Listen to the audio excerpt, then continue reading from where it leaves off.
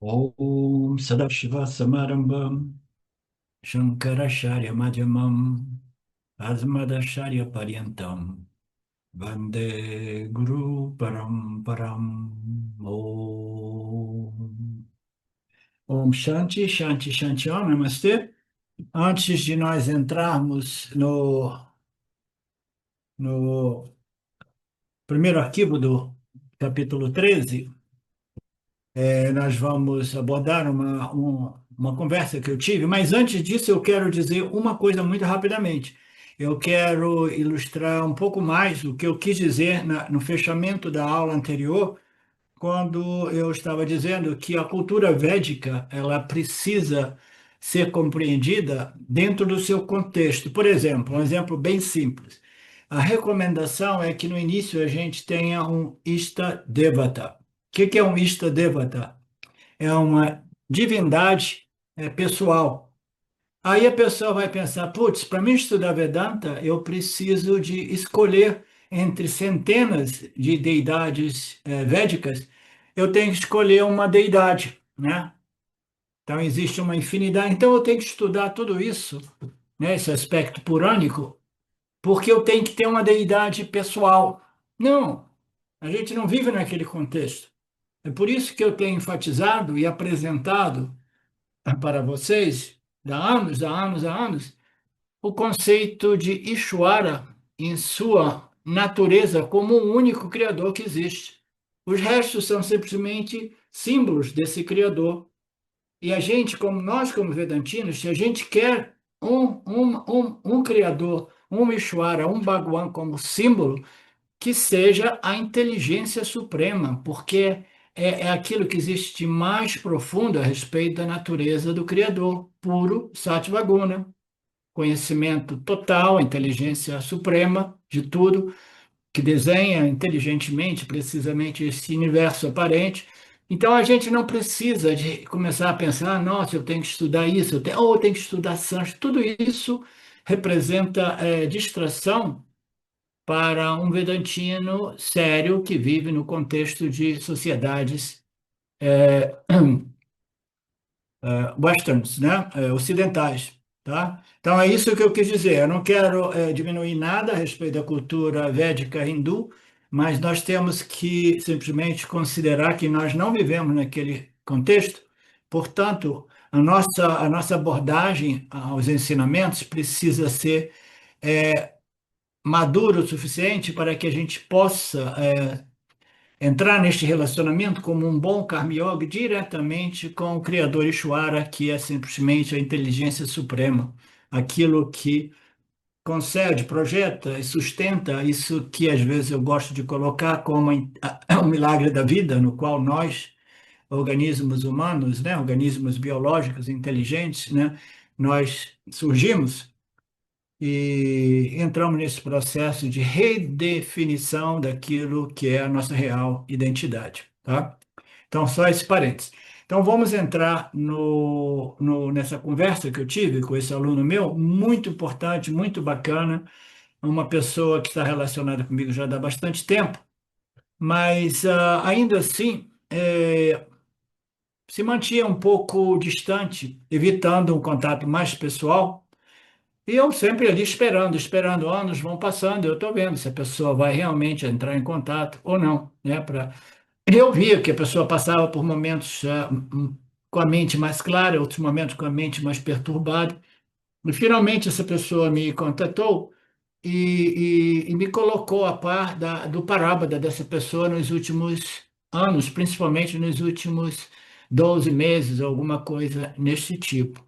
Tá? Então se trata de um parábada karma extremamente adverso, extremamente difícil, não no sentido de uma doença terminal, mas de você começar a perder tudo aquilo que representava a sua sensação relativa de paz, de segurança, de estabilidade, né? Quando tudo começa a desmoronar em torno de você, né? Você está sendo colocado numa situação de teste, né?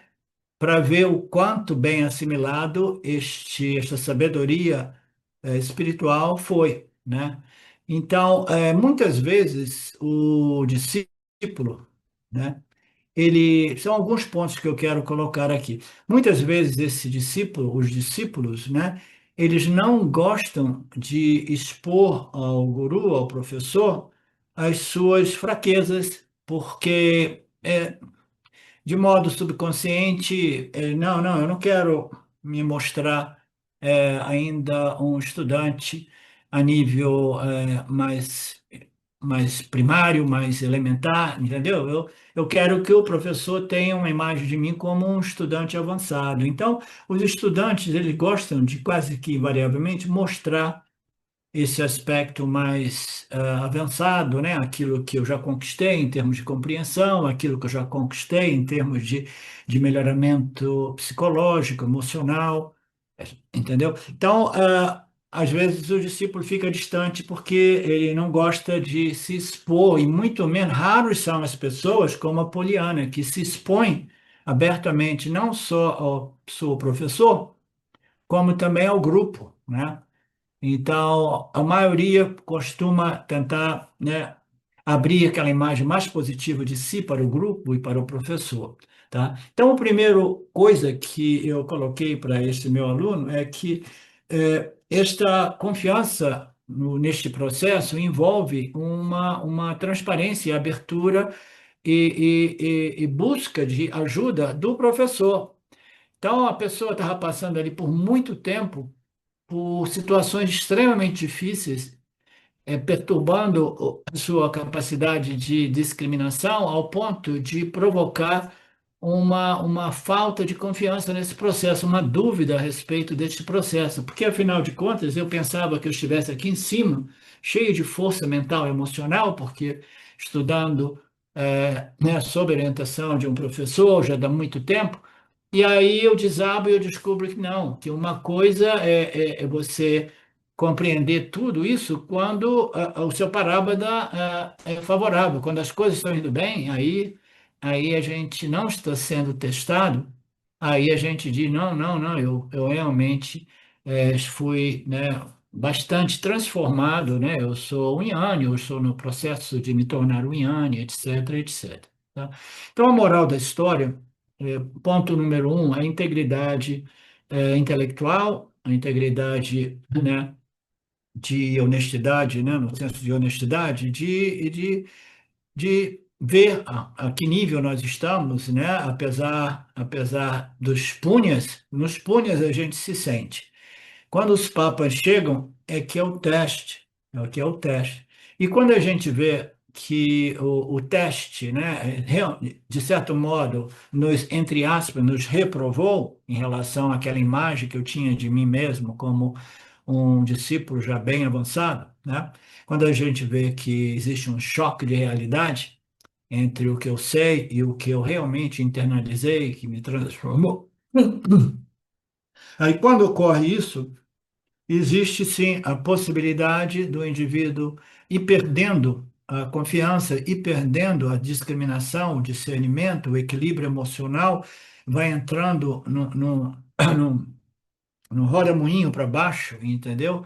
De perturbações e complicações, e muitas vezes o indivíduo se afasta até mesmo deste processo, e muitas vezes se afasta até dizendo que isso não funciona, porque é simplesmente uma ilusão, uma fantasia, etc, etc, etc. Então, nesta conversa, o que eu tentei enfatizar de mais importante é que este indivíduo, né, estava passando por um teste enorme, enorme, enorme, enorme, enorme, tá? De ser testado, desafiado, né, do ponto de vista do relacionamento com aquelas pessoas mais próximas e com as minhas posses que me davam uma certa estabilidade, um senso de segurança, né, etc, etc. Imagina você perdendo tudo isso, entendeu? Então, imagina você perdendo tudo isso e ainda assim permanecendo com a sua mente, com a sua discriminação afiada, firme na compreensão que neutraliza ou minimiza é, grandemente as perturbações mentais, né? Então, é uma conquista enorme chegar àquele ponto, tá?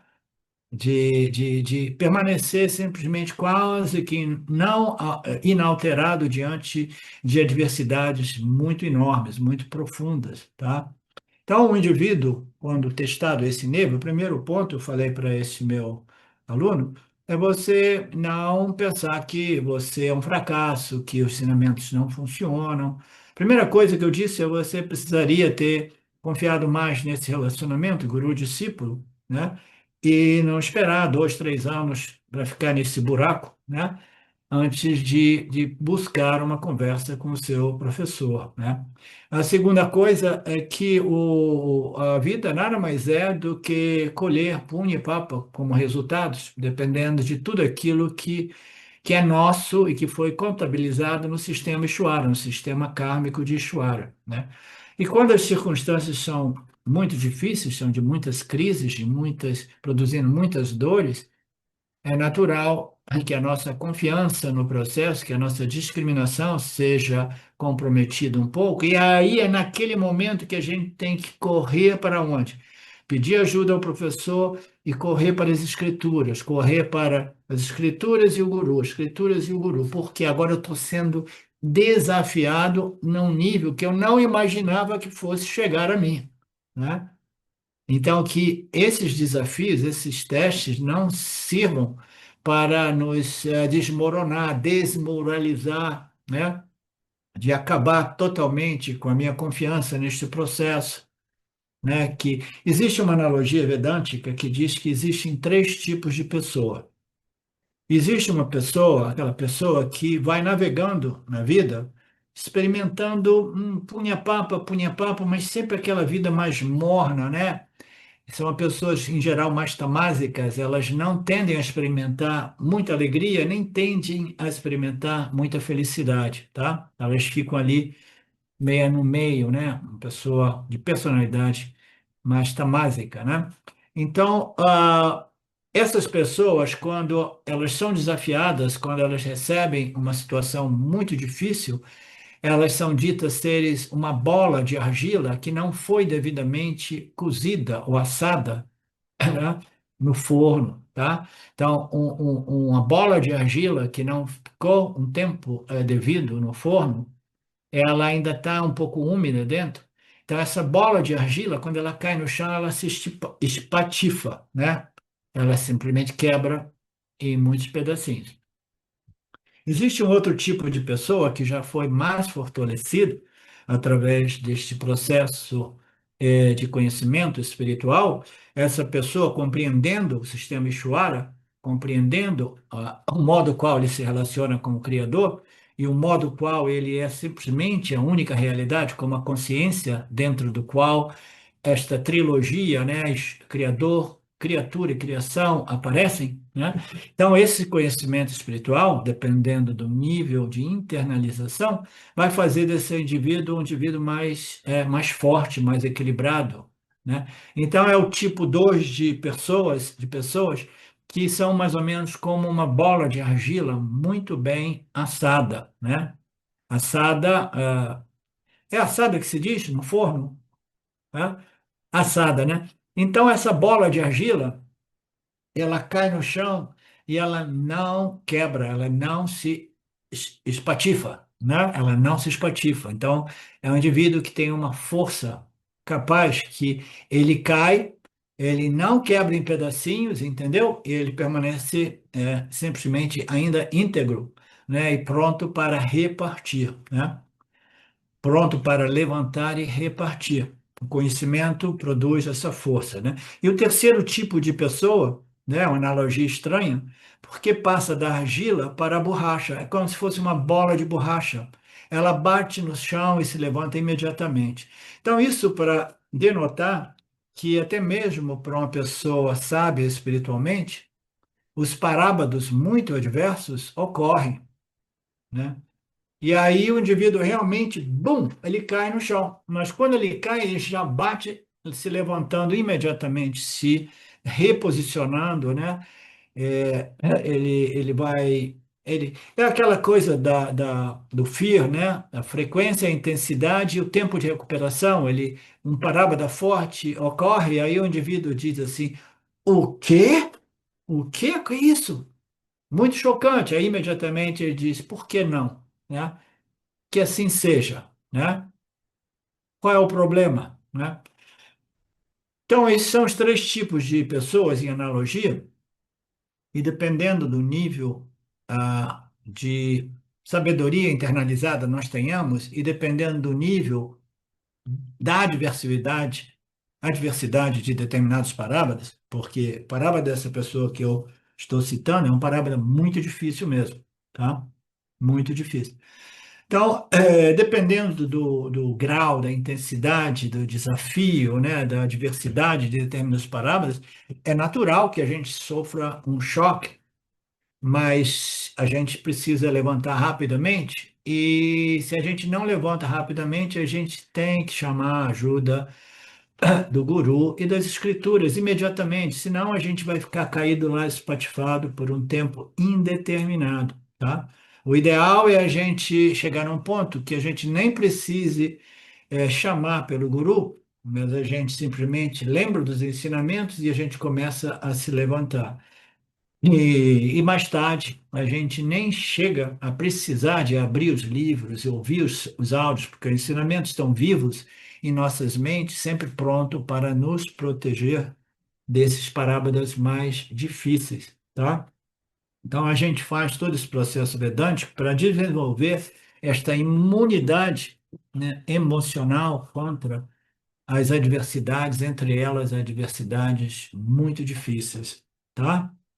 Então, é mais ou menos isso que eu queria compartilhar com vocês, o X, né, a síntese do que eu queria dizer, é mais ou menos por aí, né? E essa pessoa dizia, porque é tão fácil a gente se sentir tão sábio espiritualmente, né? Eu tenho Viveka, eu tenho essa despaixão, eu tenho um não apego, isso e aquilo, porque eu estou assistindo às aulas há anos e porque eu estou vivendo um Parabada Karma, tudo somado legal, bom, favorável, entendeu? Punha, né?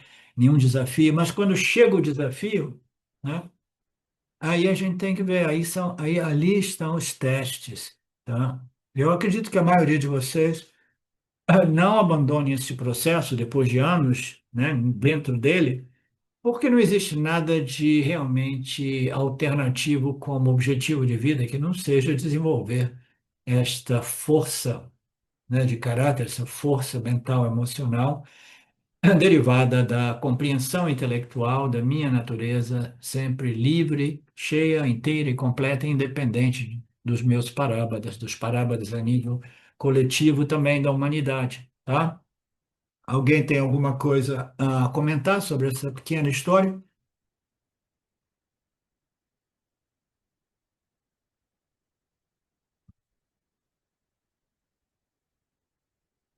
Ok. Então vamos entrar no próximo arquivo aqui. Swami está fazendo um retrospecto, né? Um sumário aqui, uma lembrança do Gita. Nós já passamos por os primeiros dois terços do Gita. O primeiro capítulo do Gita não contém ensinamentos, portanto, os grupos de Vedanta não estudam o primeiro capítulo. Nós começamos a estudar o segundo, porque os grupos de Vedanta estão interessados somente nos ensinamentos, não simplesmente numa história dramática ou romântica que seja, tá? Então, a primeira sessão, a primeira parte, né, como é que chama aqui, é o Satkam inicial. Primeiro Satkam é um grupo, né, então, os capítulos fazem um Saktam. Um Saktam é o quê? É um grupo de capítulos que configuram a primeira parte do Bhagavad Gita. São três partes, cada parte de 6 capítulos, tá? Então, a segunda vai do sétimo ao 12º, que nós apenas concluímos, e agora o 13º até o último é a parte, né, final do Gita, a terceira parte do Gita, né? Em cada uma dessas partes do Gita, alguns temas são predominantes, são mais destacados, são mais predominantemente presentes, né? Então, a primeira parte do Gita, o tópico mais relevante, mais destacado, né, mais explorado, é a natureza do Jiva, né, a natureza do indivíduo. Então, em linguagem técnica, é o Tivan, do Tattvam Masi, né, a natureza do Tivan, do Jiva, que é dito ser de natureza Brahman. Você é aquele Brahman ilimitado, né? No Mahavakya Tattvamasi, a parte Tivam se refere ao Jiva Svarupa, a real natureza do Jiva é idêntica à real natureza de Tat, que é Brahman, que é Ishvara. A natureza do indivíduo foi destacada dentro desta primeira seção do Gita, a primeira parte do Gita. O segundo aspecto destacado é o Karma Yoga, que é importantíssimo, né? O Karma Yoga como uma sadhana religiosa e espiritual. Então, esses são os dois tópicos principais da primeira parte do Gita, que significa os o primeiro 6 capítulos. O terceiro tópico é Pratima Satyakam, é a importância de quê? Do esforço do indivíduo, né? Então, nesta parte do Gita, parece que foi ontem, né, Marcelo, que a gente passou por tudo isso, né? Já passaram anos, né? Então, a terceira parte do Bhagavad Gita, ele salienta, né? Como se diz? Ele exalta o fato do nosso livre-arbítrio humano. O esforço do indivíduo é indispensável neste processo de desenvolvimento espiritual, tá? Então, ele destaca isso, por quê? Porque muitas pessoas erroneamente pensam que o livre-arbítrio seja quase que irrelevante, se não inexistente, e que somente o destino está operando, somente a graça de Deus pode me salvar, esses conceitos em geral, né? Então, a cultura vedântica não aceita este sentimento, esses conceitos de que tudo já é escrito na pedra, tudo é determinado, pré-determinado, né? E que você não tem nenhum poder diante, da sua vida, você tem que aceitar tudo. O Swami Shimaya costumava criticar muito essa abordagem, e como uma abordagem muito presente na cultura hindu, védica, né, vedântica, de que tudo está na mão do Criador, o Criador é que decide tudo, né? E o meu esforço é quase que irrelevante, portanto, eu faço uma entrega total, né? Eu me rendo ao Ishvara e eu vou aceitando tudo do modo melhor possível. E ele apontava o fato de que a Índia, né? Ela permaneceu por muito tempo na sua história, devido a essa espiritualidade, religiosidade védica, permaneceu uma sociedade tamásica, sem desenvolvimento tecnológico, científico, né, devido a essa atitude, né, de predeterminismo, né, que tudo é vontade de Deus, eu não preciso fazer nada, este nascimento é um entre tantos os outros, entendeu? Eu tenho que passar por isso e depois, no futuro próximo, se eu sou oprimido agora, eu não serei um oprimido no futuro. Ah, essa, o Vedanta de nunca abrace o fatalismo, é uma abordagem não vedântica, ok? A gente não quer dizer que o destino não exista, o destino existe sim, mas o destino é um entre os dois fatores, sendo o outro o meu esforço pessoal, que juntamente com. O que que é o destino, né, no fim das contas? O destino é o karma, a lei do karma, o parábola da karma, né? Para ilustrar um pouco este tema, a civilização humana atual está vivendo um parábola da karma, que pode ser conduzido ou concluir, né, ou nos conduzir a mais uma civilização sendo destruída, né, através das guerras, principalmente se nós usarmos guerras nucleares, né, armas nucleares. Então, o que é o destino, né? O destino é o que é a totalidade do karma, tanto a nível universal, global, né, planetário, como a nível pessoal. A gente não tem ideia da nossa equação kármica, tudo que eu coloquei no sistema. Digamos que eu tenha colocado ótimas ações no sistema, nesta vida, e principalmente nos últimos 5 anos, mas suponha que eu tenha agido de forma totalmente adármica e cruel no meu nascimento anterior, né? Então eu vou fazer um esforço, um esforço para crescer, me purificar, me conformar, me adequar, me harmonizar com Deus e suas leis, etc, etc. Mas ainda assim eu não estou vendo a equação kármica pessoal desta alma individual. Eu não sei o que está frutificando como parábola para mim. Esta frutificação daquilo que já está no sistema é chamado de destino.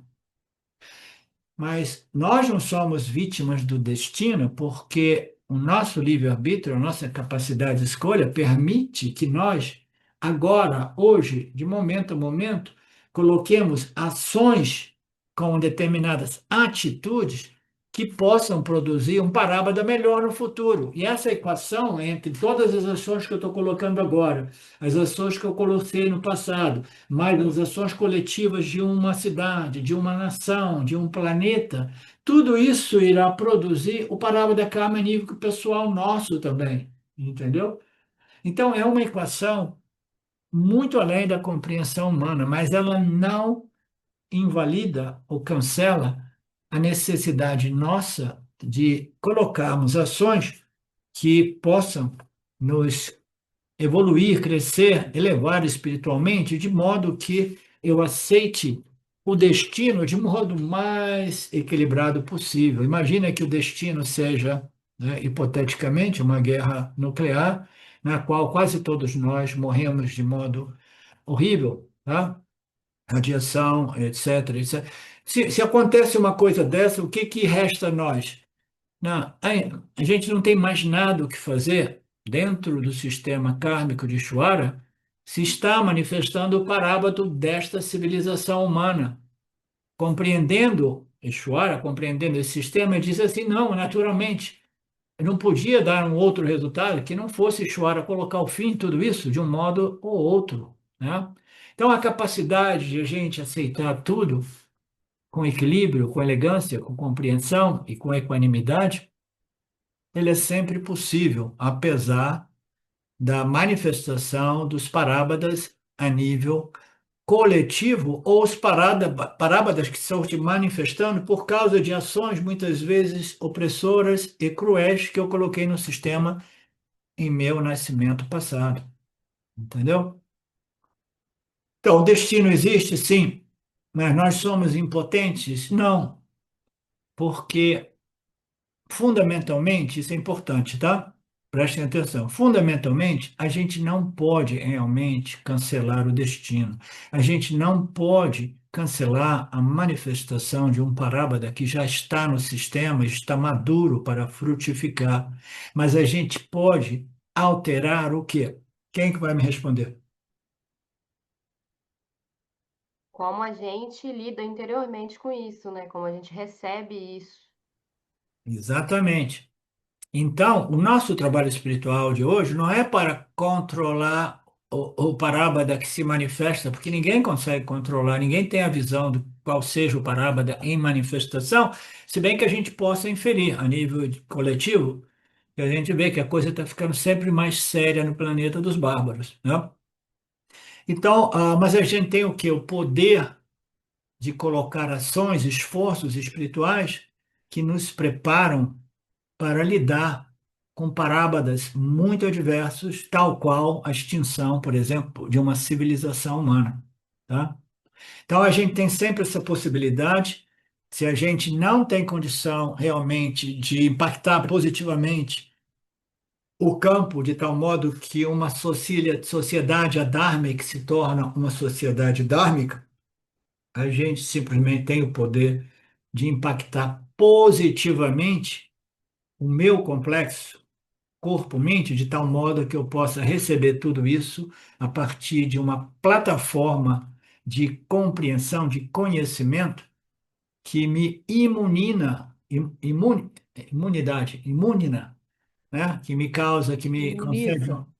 imuniza, Imuniza. que me imuniza contra essas crises emocionais, psicológicas, mentais, quando nós encontramos parábolas muito adversas, né? Como eu estava ilustrando como parábola deste aluno meu. Então, não é nem questão de você aceitar o fatalismo, mas nem questão de você dizer que não existe destino. Você precisa compreender o destino e o livre-arbítrio humano, a capacidade que nós temos de impactar positivo o campo, mas, acima de tudo, de nos impactar positivamente, de forma que a gente não dependa das circunstâncias do campo. Foi o que a Poliana disse.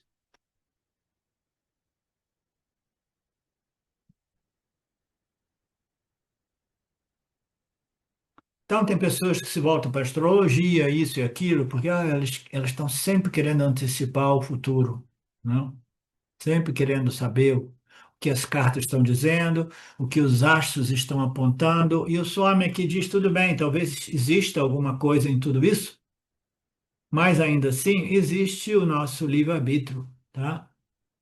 E o livre-arbítrio mais importante que nós podemos exercer como seres humanos é o livre-arbítrio de nos fortalecermos interiormente para lidarmos com qualquer que seja o parábola. Isso requer muito esforço espiritual. A maioria das pessoas coloca um esforço para tentar controlar o seu meio ambiente, mas o esforço mais eficaz é de fortalecimento pessoal, mental, emocional, psicológico. No capítulo 6, no finalzinho da primeira sessão, primeira parte do Gita, Krishnaji disse: o homem deve elevar-se por si mesmo, não se deve rebaixar, pois somente o ser, o eu, é o amigo de si mesmo. Somente o eu é inimigo de si mesmo, tá? Então, ele tá querendo dizer simplesmente que o livre-arbítrio humano é uma realidade e nós não conseguimos nos elevar, crescer, desenvolver espiritualmente, nos fortalecer espiritualmente através de um guru que te manda uma energia, né? Um Shaktipati guru, ou através de uma transmissão, de uma epifania. Nada disso funciona, é o esforço pessoal de cada um de nós. O guru expõe os ensinamentos, deixando muito claramente para os seus discípulos que o trabalho precisa ser feito por vocês, independentemente de o quanto competente o guru possa ser trabalho, o dever de casa precisa ser feito pelos discípulos. Portanto, o Jiva deve elevar-se por si mesmo. Ele não deve se rebaixar e permanecer caído lá, sofrendo como uma vítima do universo. Este ego é o seu melhor amigo, mas esse ego pode também ser o seu pior inimigo, tá? Você precisa trabalhar para a sua elevação e, de fato, somente quando você faz esse esforço para a sua elevação, Bhagwan Ishvara virá ao seu socorro, né? Então, isso aqui é um conceito também que pode ser escrutinado, Marcelo? Escrutinado mais filosoficamente, mas eu não vou entrar nesse ponto agora, o modo qual a graça de Ishvara intervém, porque Ishvara, ele não é uma entidade, um super jiva, é um sistema, né? Mas quando você faz trabalhos para a sua própria elevação religiosa e espiritual, o sistema Ishvara vai dizer o quê? Ok, aqui vai o seu punha, tá? Aqui vai o seu punha, mais fortalecimento, né? Tudo depende de nós. Esse, temos o conhecimento, o provérbio Tamil que diz Tampati Taivam Pati. Esses três tópicos foram contidos na primeira sessão do Gita, né? Quais são? Predominantemente a natureza. Não, agora no segundo, na segunda sessão do Gita, é o Madhyama, a sessão mediana, no meio, do verso 7º ao 12º. Krishna mudou o foco para outros três tópicos importantes, que, como nós sabemos, é a natureza de Ishvara. Também, tecnicamente, no Mahavakya Tatyavamasi, né, ele se refere ao Tat, ou Tad, Tad Padartha. Então, no Mahavakya Tatyavamasi, o Tat se refere à natureza de Deus, o Tivan, a natureza do complexo corpo-mente, e o Mahavakya diz que a natureza real desse complexo corpo-mente é Tat, que é a natureza de Brahman, Satchitananda, consciência e existência não dual. Tivemos referência ao Jiva, Ishvara Svarupa é o tópico durante toda essa parte central, o tópico mais destacado, mais presente. O segundo tópico é o Upasana, que começa no 7º capítulo, né? E a importância do Upasana, a importância de nós escolhermos os nossos objetos de Upasana, isso de novo volta àquilo que eu comecei a dizer no início dessa aula, que não é que a gente tem que mergulhar na cultura hindu para encontrar símbolos de algumas Ishtadevatas, divindades pessoais, né, para usar para fazer o Upasana. Não, você vai encontrar um símbolo de Ishvara, que seja, entendeu? Qual é o símbolo de Ishvara? Pode ser uma rosa, porque você sabe que Ishvara é a manifestação de tudo que existe fisicamente no cosmos, entendeu? Pode ser isso. Por exemplo, ó, isso aqui são todos símbolos de Ishvara, né? Eu não estou botando as imagens de Krishna. Eu sou um vedantino, vocês são vedantinos, então se a gente quer algumas imagens, é a imagem da Sampradaya, dos nossos gurus, entendeu? Por quê? Porque é ali que a transmissão dos ensinamentos foi mantida, preservada até os dias de hoje, né? Então, se eu vou fazer um pássaro, eu quero fazer um pássaro num símbolo de Ishvara que não necessariamente precisa ser um símbolo dos Puranas védicos, tá? E que naturalmente não precisa ser os santinhos da cultura religiosa brasileira, porque nós somos vedantinos e a gente não está buscando um símbolo simplesmente que nos dê proteção ou segurança, a gente quer um símbolo que represente uma fonte de sabedoria religiosa e espiritual que nos inspire, tá? Então, aqui ele está falando o segundo tópico, o Upasana, dizendo que inicialmente a deidade é pessoal e depois, através de muito tempo, você desenvolve o quê? One-pointedness, uma mente focada, uma mente expansiva, etc, etc. Até que você possa ver Ishvara como o próprio cosmos, né? Então, naturalmente, você não consegue ver fisicamente, mas cognitivamente você vê Ishvara como a totalidade do universo, a totalidade do cosmos, né? Eu gosto de apresentar um conceito mais sutil e profundo, considerando que nós somos vedantinos, né? Que é baseado no fato de que Ishvara é não somente a causa material, mas é a causa inteligente, a causa eficiente, né? Então, ele é a causa inteligente, é a causa material, significa que a causa inteligente não requer a importação de matéria-prima, né, de outros cosmos, de outros universos, é contido, a causa material é contido na causa inteligente, então ele ambos, a causa inteligente e a causa material, ele se manifesta como o universo físico material, né? E a causa inteligente é aquilo que permite o quê? Não somente a projeção desse cosmos aparente, como também a sustentação e manutenção através de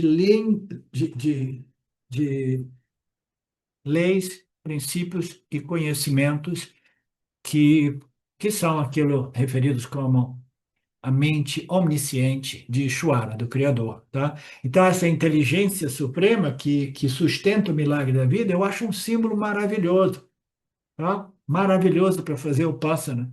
seja uma rosa no seu quarto, você fecha os olhos, você lembra do seu jardim, você lembra de uma criança sorrindo, você lembra de tudo aquilo que é positivo nesta manifestação física, mas você vê, além do físico, além da fisicalidade, você vê a beleza dessa inteligência que produz e sustenta o milagre da vida, tá? Da empatia, do amor, da compaixão. O sorriso de uma criança é uma das coisas mais incrivelmente maravilhosas que existe. Então a gente vai fazendo isso para nos aperfeiçoarmos, para nós desenvolvermos um símbolo de Ishvara o quanto mais sutil e expansivo possível, né? Expandido possível, para que a gente possa fazer um pouco de meditação com o objetivo de focar a mente, porque o foco é indispensável no processo do Shravana, Manana, Nididhyasana, como nós sabemos. No capítulo 11, recentemente visto por nós, Krishna revelou a si como a brilhante e ilimitada cosmos, né? Rostos em todas as direções, bocas e olhos. Então, ele se mostrou como Visvarupa, a totalidade do universo, porque Arjuna estava insistindo, eu quero te ver como Vishvarupa Ishvara, eu quero te ver, eu quero te ver, eu quero te ver. Krishna dizia, olha, não é bem assim, eu posso criar uma situação a qual você tem essa visão, mas vai ser uma situação e uma visão não autossustentável, porque eu estou criando uma situação para favorecer isso, mas você não vai manter essa visão de mim como uma manifestação cósmica, né? Então é uma coisa que vai aparecer e desaparecer, tá? Mas será que você quer? Ele se mostrou em sua maravilhosa manifestação diversa, né? Infinitamente diversas de expressões, olhos maravilhosos, ornamentos, papapá, papapá, empunhando armas, usando. E depois ele também apresenta o lado que a gente não gosta muito, que é o aspecto de Brahman como aquilo que devora, que destrói, devora tudo que ele projeta e sustenta, tá? Então, aquela parte ali, a maioria das pessoas não querem ver porque você precisa estar muito amadurecido para reconhecer que Ishvara é o bem, o mal, o justo e o injusto, o amor e a crueldade, tudo isso também é parte desta manifestação, que é uma manifestação de Ishvara, né? Mas que não que Ishvara seja responsável pela injustiça e pela crueldade, mas é parte da contribuição do jiva humano que não soube exercitar o seu livre-arbítrio com sabedoria, né, em conformidade com o Dharma. Ainda assim, nós precisamos passar por esses parábadas a nível coletivo também. O Passana Ishvara Svarupa, o Passana Yoga, o terceiro tópico dessa parte central que nós acabamos de ver, é a graça do Senhor, a graça, porque mesmo que prayatna, ou esforço, seja muito importante, o esforço humano frutificará somente quando o sistema Ishvara disser, ok, agora tudo está pronto para este parábada extremamente favorável, ou, assim por dizer, a compreensão final de sua real natureza, né? Então, a bênção de Ishvara, a gente quer ser abençoado com punha, punha, punha, punha, punha, mas a bênção maior que a gente pode realmente querer, desejar, é o autoconhecimento. Então, essa é a graça superior do Senhor, né? O esforço deve ser mantido, apesar da nossa aparente impotência em frutificar aquilo que é o nosso desejo maior, né? Mas nós não podemos abandonar os nossos esforços porque nós compreendemos a conexão entre os meus esforços e a graça do Senhor. Ishvara é um sistema. Eu não posso ficar pedindo Ishvara, Ishvara. Tem aquela piadinha brasileira, na cultura brasileira. Ishvara, Ishvara, eu estou em crise econômica, eu preciso vencer na loteria, eu preciso vencer na loteria, eu preciso. O cara passa anos rezando, pregando, eu preciso receber pelo menos 5 milhões para resolver meus problemas. E o Chuara um dia enche o saco e fala assim: porra, cara, pelo menos compre esse bilhete, compra a loteria, né? Compra o bilhete da loteria, né? Então, então a graça do Senhor está sempre ali, mas a gente tem que fazer por onde, né? Tem que fazer por onde. É mais ou menos como uma cachoeira ou um rio que potencialmente produz a eletricidade, mas que para você transformar aquela corrente hidráulica, né, em eletricidade, você precisa de um aparato especial, de um projetinho especial para converter aquela corrente de água, né, em eletricidade, né? Ou a energia solar está sempre ali, mas a gente tem que desenvolver sistemas de modo que a gente possa converter essa energia solar em energia elétrica, por exemplo, como eu tenho aqui na minha casa, né?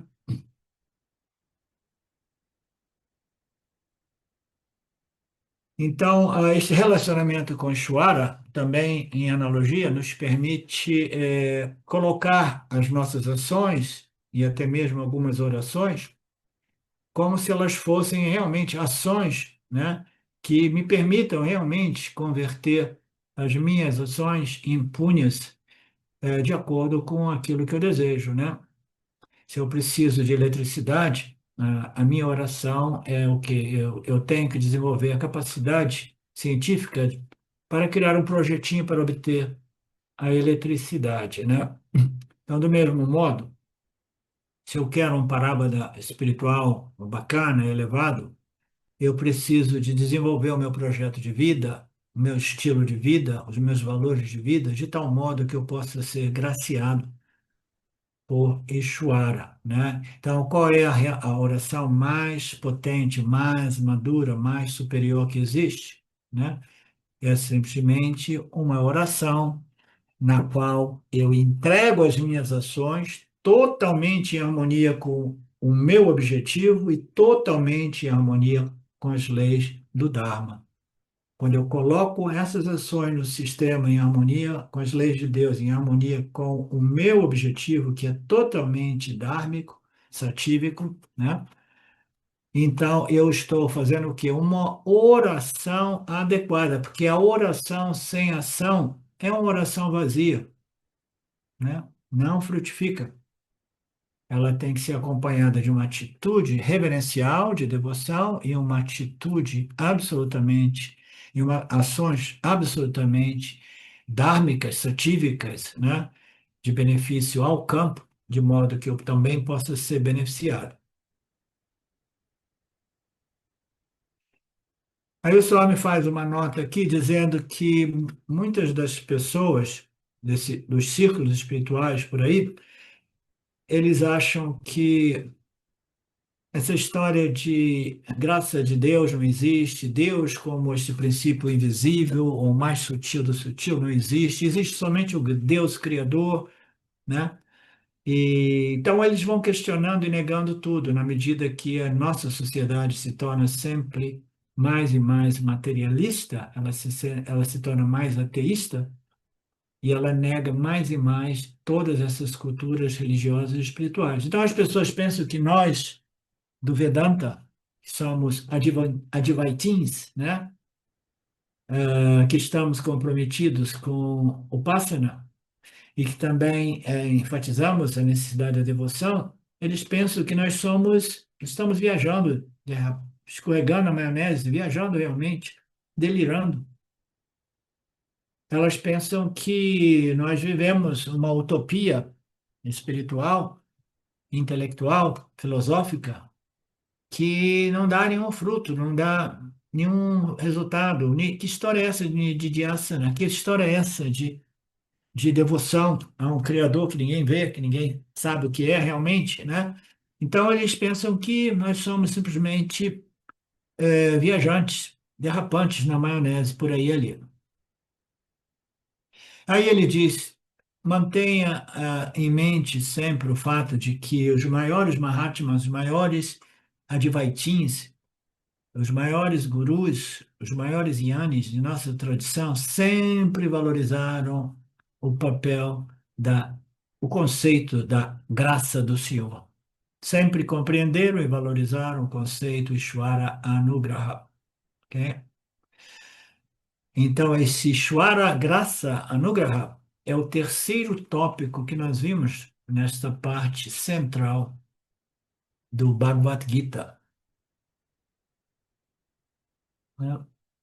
E no finalzinho dessa parte central, a gente viu também a devoção e os frutos, benefícios deste processo que envolve a devoção, desde o início até o verso 20 do capítulo 12, como nós vimos agora mesmo, né? Então, esses tópicos foram destacados e nós estamos entrando oficialmente hoje no primeiro tópico da última sessão do Bhagavad Gita, que é uma sessão mais curta, tá? E onde também, mais uma vez, existem três tópicos que são mais destacados. Primeiro é a identidade entre a natureza de Ishvara e a natureza do Jiva. Jiva, Ishvara, natureza são as mesmas, Aikyam. Então, o Tattvamasi, Aham Brahmasmi, são declarações, existem as mesmas declarações em todos os Upanishads. Essas são as duas mais famosas, mais bonitas, mais diretas. Então, então nós temos a natureza de Ishvara, a natureza de Jiva, Aikyam, né? Tattvamasi sendo um deles, Aham Brahmasmi, o outro. Ok. Ao usar a expressão unidade essencial, aqui ele usou a unidade essencial, a natureza, né? A natureza essencial de Ishvara, de Brahman e Jiva são idênticas.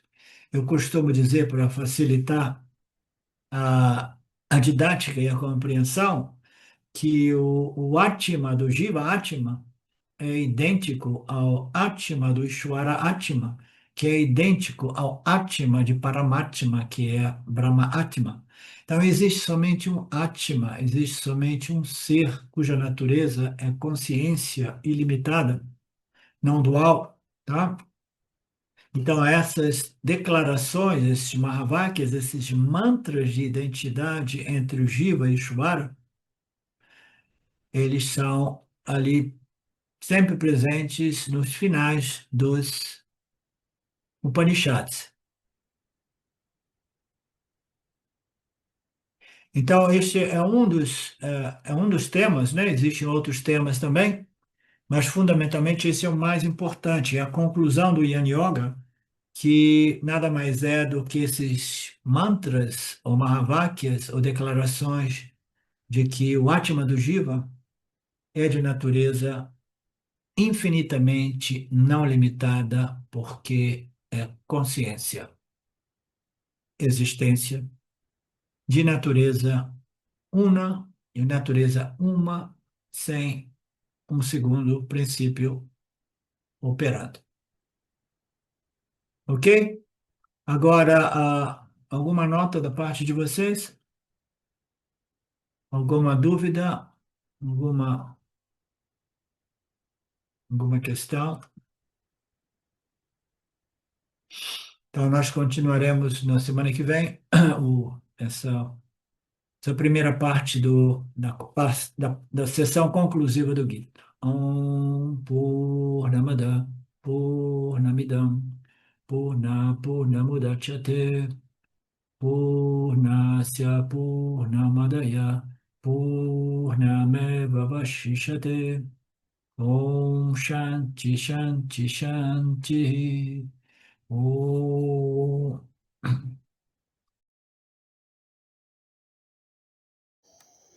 Saudações.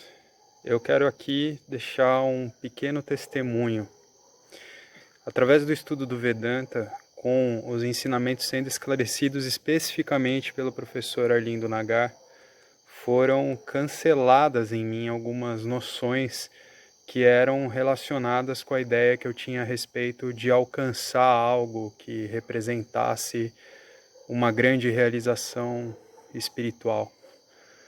Então o Vedanta fez com que, pela compreensão, a minha mente ela abandonasse o papel de buscador espiritual E isso para mim foi um marco inicial para uma outra relação com o processo de desenvolvimento espiritual, do qual, saibamos disso bem ou mal, é um processo que fundamenta a vida de todos nós.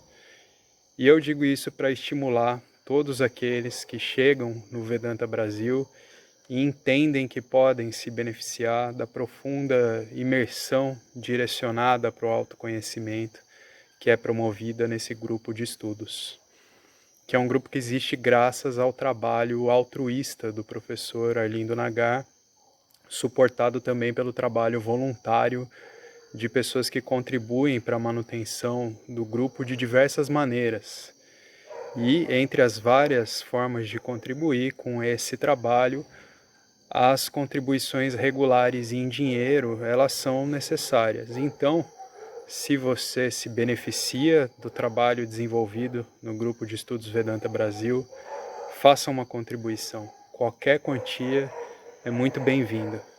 As informações para transferências em dinheiro ficam disponíveis na seção Avisos do nosso grupo no Facebook e serão colocadas na descrição desse vídeo aqui também. Namaskaras.